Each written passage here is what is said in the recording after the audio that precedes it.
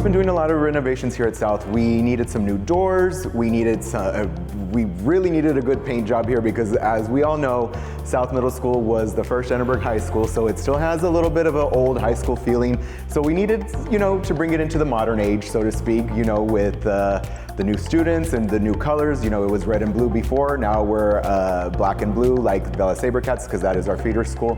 So we wanted to just update it, to make it a little bit more welcoming, not to make it this relic that people claim for it to be, or this antique. We're in the new age, and we are the crown jewel of middle schools here in ECISD. So what way to make a crown jewel brighter is touch-ups.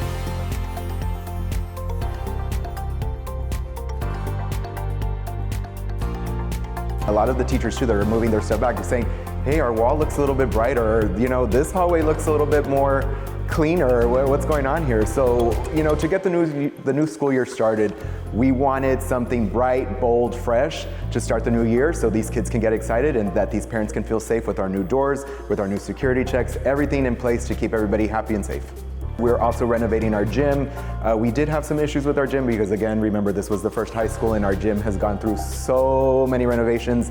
To liven it up, it's time. South Middle School needed this touch-up. It really did.